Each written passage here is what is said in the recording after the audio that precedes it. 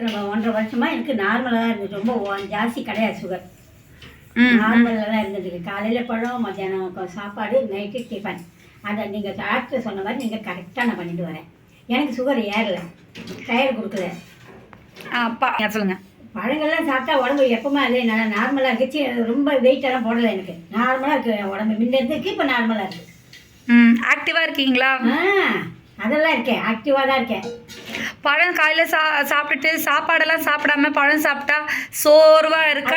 இல்லவே இல்லை, எல்லா பழங்களும் சாப்பிட்றேன். மாம்பழம் நீங்கள் கூட சாப்பிட சொல்லிருக்கீங்க மாம்பழ சீசனில். அதனால் இப்போ எல்லா பழமே சாப்பிட்றேன். ஒரு பழம் குறை கிடையாது. கேரட்டு, பீட்ரூட்டு, நூக்கோல், உருளைக்கிழங்கு, சேப்பங்கிழங்கு, எல்லா காய்கறிகளும் சாப்பிட்றேன். சாதம் கொஞ்சமாக போட்டுப்பேன், இதெல்லாம் சாப்பிடுவேன். கிழங்குகள்லாம் கொஞ்சம் தான் சாப்பிடுவேன். கிழங்குலாம் ரொம்ப சாப்பிட மாட்டேன். எதனால?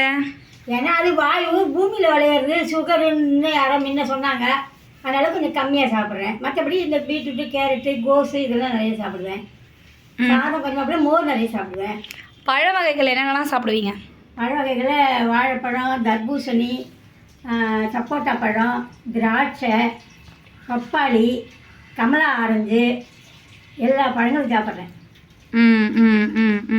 சாப்பிட்டு சுகர் எப்படி? சாப்பிட்ட பிறகு சுகர் அப்படியே தான் எனக்கு ஒன்றும் ரொம்ப ஏறின மாதிரி தெரியல. நான் டாக்டர் 200 சொன்ன மாதிரி 200, 250 இதிலே தான் இருந்துருக்கு. எனக்கு ஏறவே இல்லை.